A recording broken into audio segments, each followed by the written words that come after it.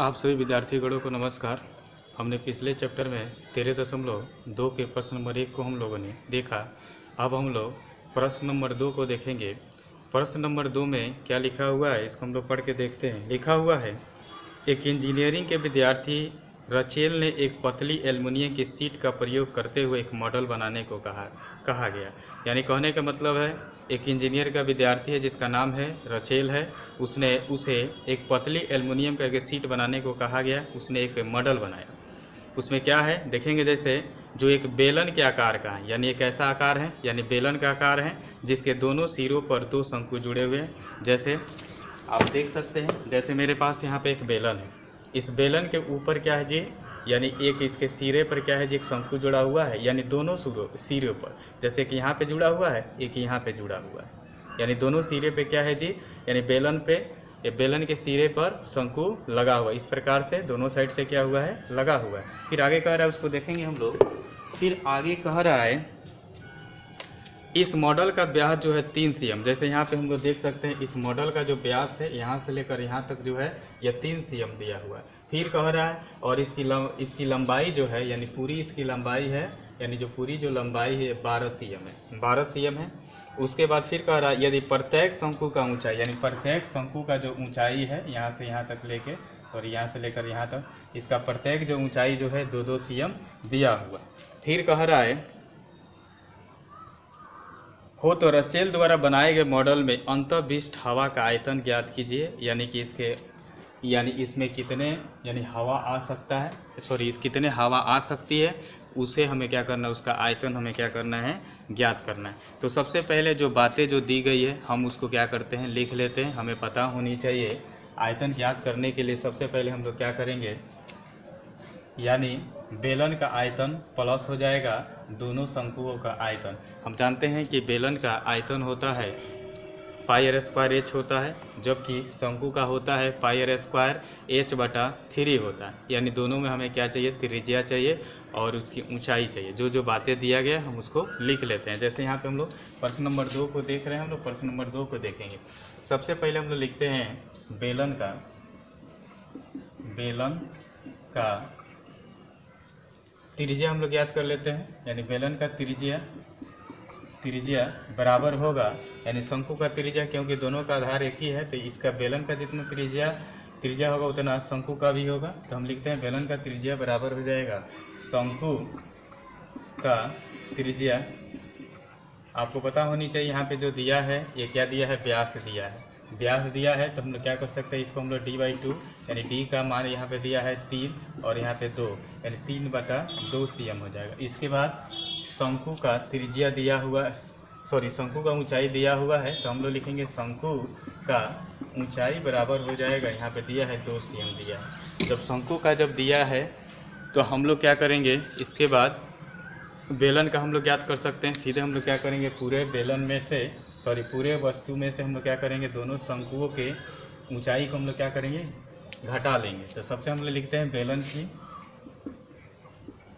बेलन का ऊंचाई बराबर हो जाएगा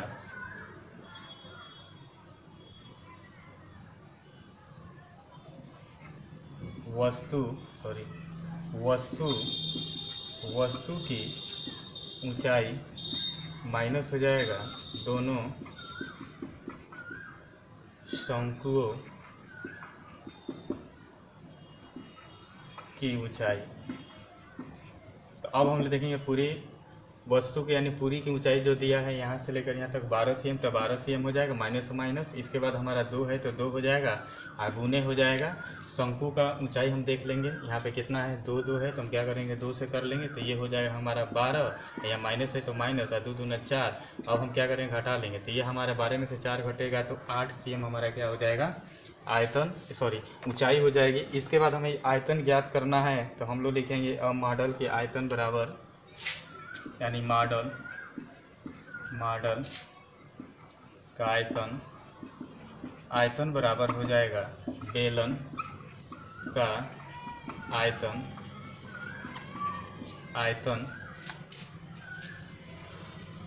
प्लस हो जाएगा दोनों शंकुओं का आयतन। अब हम लोग यहाँ पे क्या करेंगे, बेलन का सूत्र जो होता है उसको लगाएंगे। यहाँ पे हो जाएगा पाई स्क्वायर एच। यहाँ पे हम लोग ध्यान देने वाली बातें हैं, दो गो इसमें ऊंचाई आएगा, शंकु का भी और बेलन का भी। हम तो यहाँ पे थोड़ा सा एक का कैपिटल ले लेते हैं और एक का हम लोग स्मॉल ले लेते हैं। जैसे बेलन का ऊंचाई जैसे हम लोग देखते हैं, इसको हम लोग बेलन का हम लोग स्मॉल ही ले लेते हैं, और शंकु का ऊंचाई को हम लोग नहीं होता है तो कैपिटल ले लेते हैं, कैपिटल ले लेते हैं। यहाँ पे जो लिख लिए हैं, अब यहाँ पे प्लस है तो प्लस ले लेते हैं। इसके बाद यहाँ पे दोनों है तो 2 से गुना करेंगे, और शंकु का आयतन होता है पाई आर स्क्वायर एच, यानी यहाँ पे हमें स्मॉल लिया था, कैपिटल ले लेते हैं, बटा 3 होता है। अब हम लोग चाहें तो इसको कॉमन लेकर भी बना सकते हैं, या हम लोग मान रख के भी बना लें। अब हम लोग आगे देखेंगे, अब प्रत्यय का हम लोग क्या करेंगे, मान रख के देखेंगे।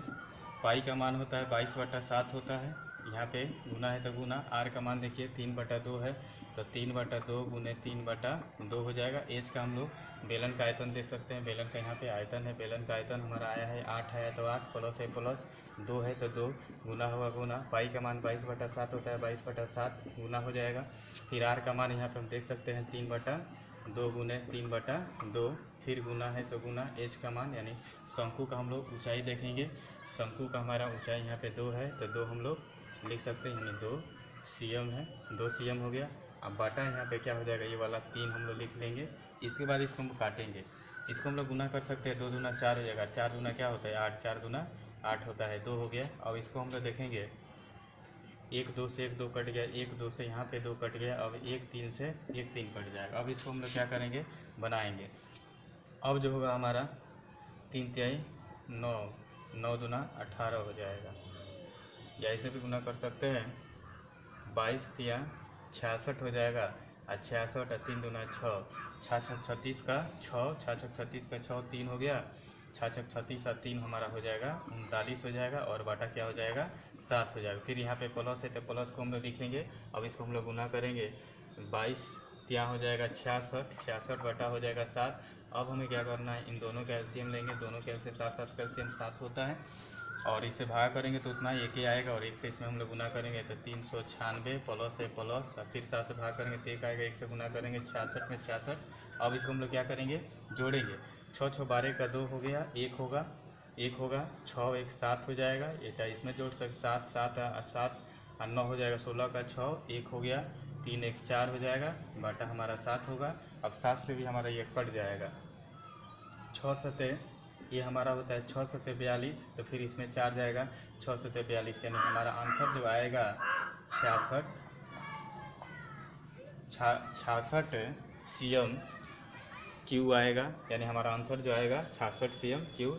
यानी हमारा इस प्रकार हमारा क्वेश्चन जो है 2 नंबर प्रश्न जो है ये क्या होता है, समाप्त होता है।